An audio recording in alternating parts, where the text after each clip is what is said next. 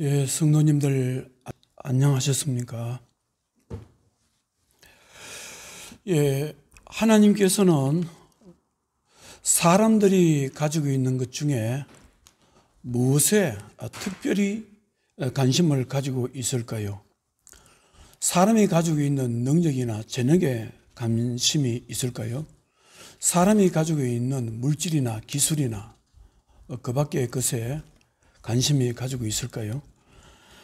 하나님께서 사람이 가지고 있는 것 중에서 가장 크게 관심을 가지고 있는 것은 바로 사람들의 마음입니다. 하나님의 관심사는 첫 번째도 사람의 마음이고 두 번째도 사람의 마음입니다. 세 번째도 사람의 마음입니다. 왜냐하면 사람은 마음이 새로워져야 새로운 인생을 살 수 있습니다. 마음이 새로워져야 새로운 생각을 할 수 있고 새로운 생각을 할 수 있어야 새로운 삶을 살 수 있고 새롭게 인생을 시작할 수 있기 때문입니다. 어느 누구도 자신의 마음이 새로워지지 않고는 새로운 인생을 살아갈 수가 없는 것입니다. 에스겔서를 보면은 나라를 잃어버리고 바벨론에 포로로 잡혀와서 꿈을 잃어버리고 내일에 대한 삶을 잃어버린 유대 백성들에게 하나님께서 유대 백성들의 마음을 새롭게 만들어 주실 것을 약속하십니다. 유대 백성들이 마음이 새로워져야 믿음도 새로워질 수 있을 것이고 마음이 새로워져야 새로운 관점에서 인생을 바라볼 수 있기 때문에 그렇습니다. 에스겔서 36장 26절에 또 새 영을 너희 속에 두고 새 마음을 너희에게 주되 너희 육신에서 굳은 마음을 제하고 부드러운 마음을 줄 것이며 또 내 영을 너희 속에 두어 너희로 내 율례를 행하게 하리니 너희가 내 규례를 지켜 행할지라. 이스라엘 백성들이 바벨론의 포로가 된 것은 그들이 하나님을 경외할 수 있는 영적인 마음을 잃어버렸기 때문에 그들은 포로의 삶을 살게 된 것입니다. 그래서 이스라엘 백성들의 삶이 회복되려면 먼저 그들의 마음밭이 새로워져야 하기 때문에 하나님께서는 그들의 마음을 새롭게 해 주시고자 약속하신 것입니다. 오늘 성경 말씀은 요한복음 3장입니다. 예수님께서 니고데모라는 사람과 중생에 대해서 거듭남에 대해서 말씀하시는 내용을 볼 수가 있습니다.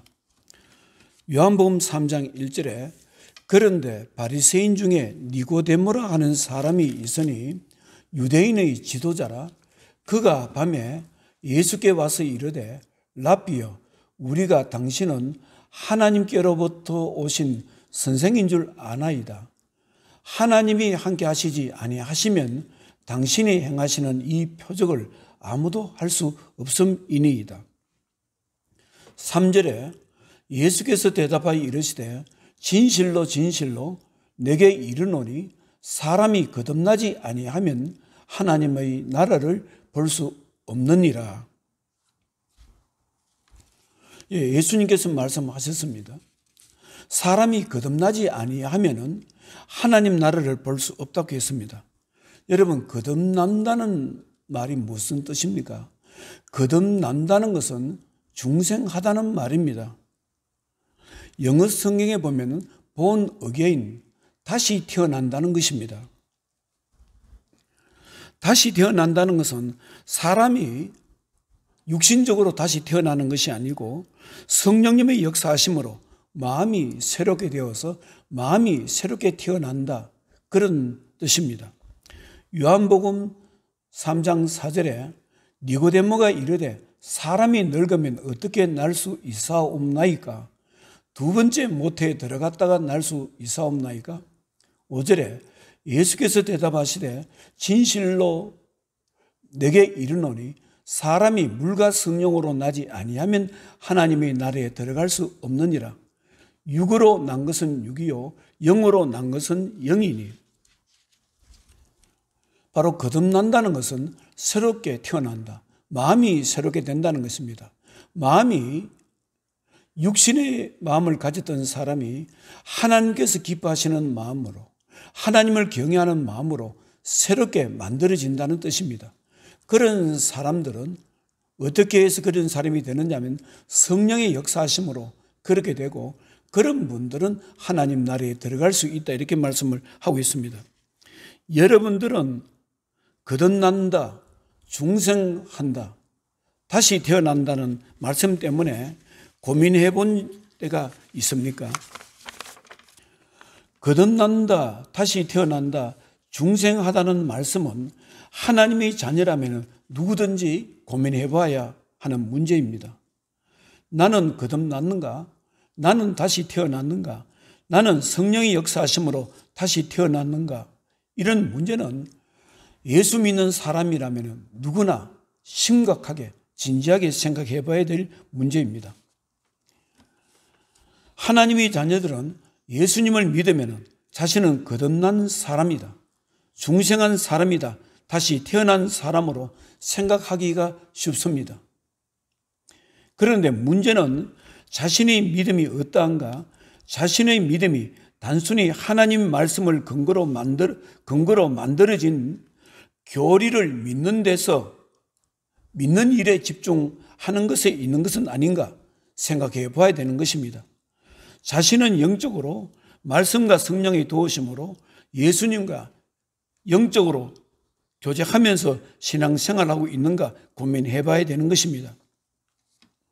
사람이 거듭났다, 중생한다, 새로 태어났다는 말씀은 단순히 사람이 하나님 말씀을 근거로 해서 예배드린다, 자신의 삶 속에 어려움이 오게 되면 하나님이 도우심을 받기 위해서 기도한다, 그런 의미 이상의 어떤 뜻을 가지고 있습니다. 이 시간에 리저 하울즈라는 분을 소개하고자 합니다. 아마 들어보신 분들이 많이 있을 것입니다. 1879년도 영국에서 태어난 분인데요, 영국의 위대한 목사입니다. 그리고 이분은 웨일즈 신학대학교를 설립해서 학장으로 지내셨고, 2차 세계대전 때 국가와 영국을 위해서, 연합군을 위해서 기도한 학교로 유명한 학교이고, 이분이 영국의 중보기도를 이끌어갔던 영국을 대표하는 목사님이었습니다. 여러분, 1940년에 프랑스 해안에 영국군 22만 6천 명, 프랑스와 벨기에 연합군 12만 2천 명, 토탈 33만 8천 명이 프랑스 해안에 있다가 독일군에게 포로가 이제 됩니다. 포로가 되는 것이 아니고 그들에게 포위를 당하게 됩니다. 포위를 당하게 되면은 그들이 공격받아서 포로가 되든지 아니면 다 죽게 되는 것입니다. 그런 상황에서 영국은 이 정부에서 중심으로 해서 기도회를 하게 되었고, 그 중심에 바로 웨일즈 신학교 리저 하울즈 목사님이 있습니다. 리저 하울즈 목사님은 이 간증을 들어보면 20대 초반에 영국에서 미국으로 돈을 벌러 갔습니다. 그 당시 영국에서 일주일 일하는 품삯이나 미국에서 하루의 품삯과 같았다 했습니다. 그래서 많은 영국의 젊은이들이 미국에 가서 일을 했다고 합니다. 그 당시에 리저 하울즈는 누구보다도 교회 생활을 열심히 했다고 합니다. 그래서 자신이 다니는 담임 목사님께서 전 교인 중에 리저 하울즈 청년만큼 훌륭한 믿음의 사람이 없다고 그렇게 평가했다고 합니다. 그런데 미국에 와서 먼저 미국에 와서 일하고 있는 사촌 형제인 에반 루이스를 만나게 됩니다. 사촌 에반 루이스는 이렇게 말합니다. 리저에게 너는 거듭났느냐 이렇게 묻습니다. 그런데 리저 하울즈는 사촌의 질문을 받고 깜짝 놀랐다고 합니다. 왜냐하면 지금까지 자신이 신앙생활을 하면서 그런 말을 들어본 적이 없었기 때문이라고 합니다. 리저는 자신은 열심히 믿음 생활을 하고 있는데 사촌 형제가 너는 거듭났느냐 이렇게 질문을 하니까 그 말의 뜻을 이해가 되지 않아서 두 사람 간에 서로 말다툼도 했습니다. 사촌, 너는 지금 나에게 무슨 소리를 하는 거야? 나도 너만큼 열심히 신앙생활을 하고 있고 사람들에게 인정받고 있어. 그런데 나에게 거듭난다는 것이 그것이 무슨 의미가 있겠느냐? 이렇게 대답을 합니다. 그런 가운데 리저는 그곳에서 떨어진 마틴스 포길이라는 곳으로 이사를 가게 되었는데요. 이사 가는 날 이 사촌이 역까지 전송하러 나왔습니다. 전송하러 나와서 하는 말이 너가 정말 거듭나기만 했다면 나는 너가 떠나는 것에 신경을 쓰지 않겠어. 그러나 너가 하나님과 올바른 관계가 되어 있지 않는 상태에서 떠나는 것을 봐야 한다는 것은 나에게 고통스러운 일이야. 그렇게 말했다고 합니다. 그런데 리저는 이 사촌의 마음을 잊을 수가 없었다는 것입니다. 도대체 거듭난다는 말이 무엇인가? 나는 지금 예수님을 잘 믿고 있지 않는가? 왜 잘 믿는 나에게 너는 거듭나야 한다고 말하는가? 너는 하나님과 올바른 관계를 맺어야 한다고 하는가? 이것이 이제 이 문제 때문에 고민하게 되었다고 합니다. 그런데 어느 날 그 당시 헨리 드리먼드 교수가 쓴 영계 속의 자연법이라는 책이 그 당시에 상당히 유명한 책이었다 합니다. 이 책을 읽다가 거듭남에 대해서 올바르게 깨달을 수 있었고 이것을 깨달음으로써 이 리저 하울즈의 인생이 믿음의 인생이 전면 새로워지는 것입니다. 헨리 드리먼드 교수는 그 책에서 자신은 인생의 정의를 내리는 것이 불가능하다. 인생이 무엇인가? 사람이 산다는 게 무엇인가? 자기로서는 정의할 수 없다. 그렇게 생각하고 있었는데 헨리 드리먼드 교수가 하버트 스펜서라는 사람의 글을 읽고 인생의 정의를 깨닫게 되었다고 합니다. 그러면 하버트 스펜서는 인생의 정의를 어떻게 정의했느냐면 인생이라는 것은 환경과의 교류라고 정의했다고 합니다. 어린아이가 세상에 태어날 때 오감을 가지고 태어납니다. 그리고 다양한 신체 기관을 가지고 태어나는 것입니다. 그런데 사람이 자신이 가지고 있는 5가지 감각 그리고 자신이 가지고 있는 신체 기관이 자신이 살고 있는 환경과 교류하면서 살아가고 있는 것입니다. 사람의 눈은 세상의 모습을 보일 때 세상과 교류할 수 있는 것이고 사람의 귀는 세상의 소리, 다른 사람의 소리를 들릴 때 그 귀는 세상과 환경과 교류할 수 있는 것입니다. 사람의 코는 세상에 있는 냄새를 맡을 수 있을 때 세상과 환경과 교류할 수 있는 것입니다.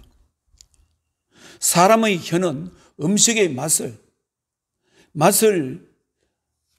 볼 수 있을 때, 느낄 수 있을 때 그 혀는 바로 환경과 교류할 수 있는 것이고 사람의 혓바는 공기를 제대로 빨아들일 때 그것은 환경과 교류할 수 있는 것이고 사람이 자신이 가지고 있는 5개의 감각과 신체 기관들이 정상적으로 기능을 할 수 있을 때 그 사람은 바로 살아있는 것입니다. 그러나 자신의 5가지 감각이 죽게 된다든지 신체 기관들이 기능을 제대로 하지 못해서 환경과의 교류가 단절되면 그때는 그 사람을 죽었다는 것입니다.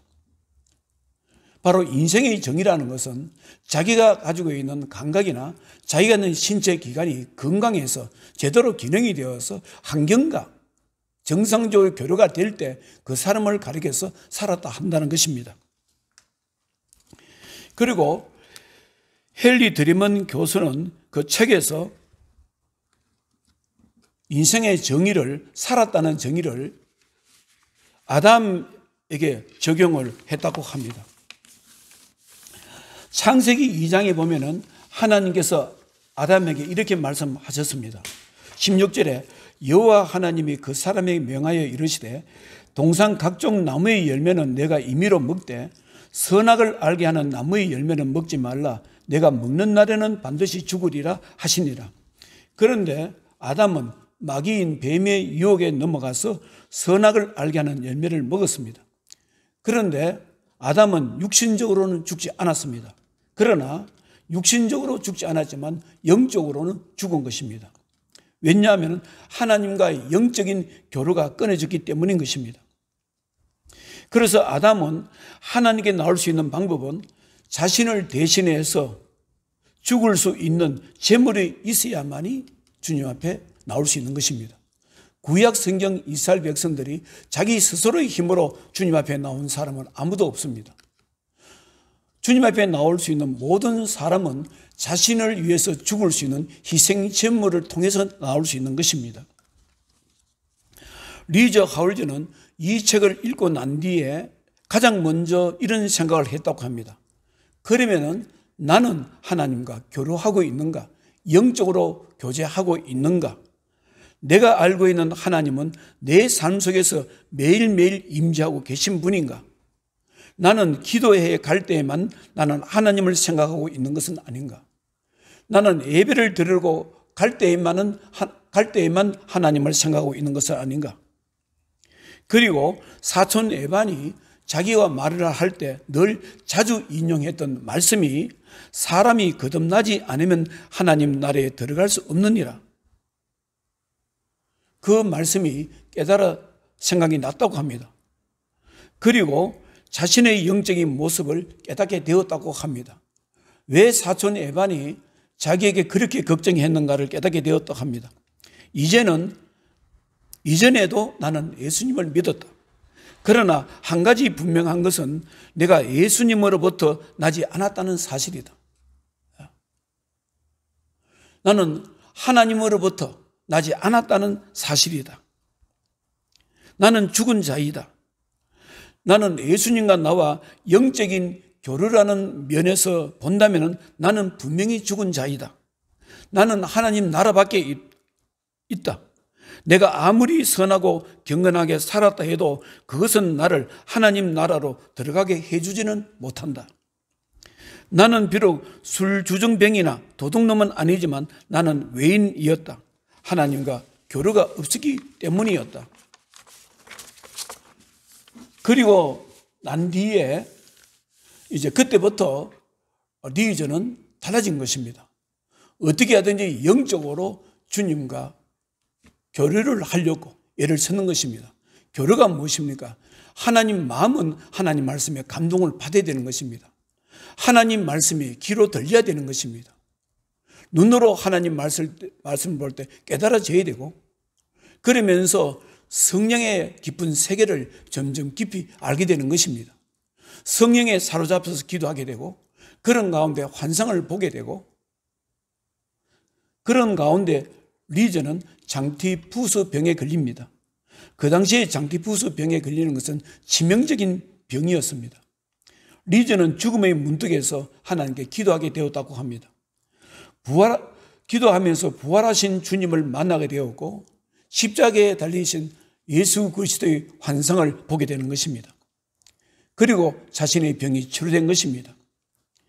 그때부터 성령의 인도하심 속에서, 성령의 충만한 속에서 하나님 인도하심 받고 산다는 것이 얼마나 놀랍다는 것을 깨닫게 됩니다.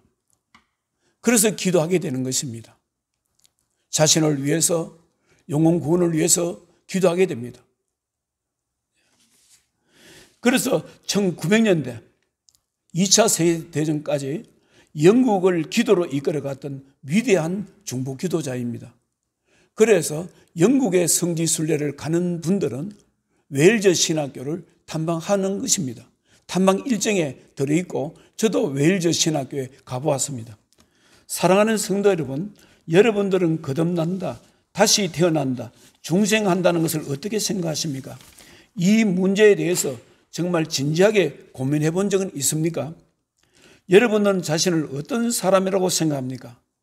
나는 주님과 영적으로 교류하고 있다 생각하고 있습니까? 성경 말씀을 가슴으로 이해하고 느껴집니까? 때로는 주님의 음성이 들릴 때가 있습니까? 베드로전서 1장 23절에 너희가 거듭난 것은 썩어질 씨로 된 것이 아니요 썩지 아니할 씨로 된 것이니 살아있고 항상 있는 하나님의 말씀으로 되었느니라. 우리가 거듭난다는 것, 마음이 새로워진다는 것은 하나님 말씀으로 되는 것입니다. 하나님 말씀에 감동되고 하나님 말씀이 들리는 자가 마음이 새롭게 되는 것입니다. 여러분들은 기도할 때 주님께서 여러분들의 기도를 들으신다고 믿고 있습니까? 그리고 여러분들은 주님께서 여러분들에게 각자에게 주신 십자가가 있다는 것을 여러분 믿고 있습니까? 자신을 통해서 영광 받으시기를 원하신다는 것을 믿고 있습니까? 사랑하는 성도 여러분, 거듭난다는, 다시 태어난다는 것은 마음이 하나님께서 원하시는 마음으로 새롭게 된다는 말씀입니다. 하나님께서는 우리에게 단순히 예배의 참석자로 부르신 것은 아닙니다. 예배의 일원으로 부르는 것은 아닙니다. 우리와 영적으로 교제하시기를 원하십니다. 영적으로 교제하기 위해서 우리들의 마음을 새롭게 만드시기를 원하십니다. 하나님 말씀에 감동받는 마음의 소유자가 되시기를 원하십니다. 말씀에 양심이 찔리는 사람이 되기를 원하시는 것입니다. 하나님을 신뢰해서 자기 자신의 인생의 모든 문제를 맡기는 사람이 되기를 원하시는 것입니다. 이러한 은혜를 하나님께서 여러분들에게 주시기를 축복합니다. 기도하겠습니다. 하나님 아버지, 오늘 이 시간에 거듭난다, 새롭게 태어난다는 것을 말씀했습니다. 거듭난다는 것은 사람의 마음이 하나님께서 기뻐하시는 마음으로 바뀌어진다는 것을 말합니다. 사람이 하나님 기뻐하시는 마음으로 변화되지 않으면 하나님 말씀이 들릴 수가 없고, 바뀌지 않으면 믿음으로 기도할 수가 없습니다. 바뀌지 않으면 하나님을 경외할 수 있는 힘이 없습니다. 그래서 하나님께서는 늘 사랑하는 주의 백성들에게 관심은 주의 백성들의 마음에 있는 것입니다. 하나님을 경외하는 부드러운 마음을 가지고 있는가? 하나님을 경외하는 마음을 가지고 있는가?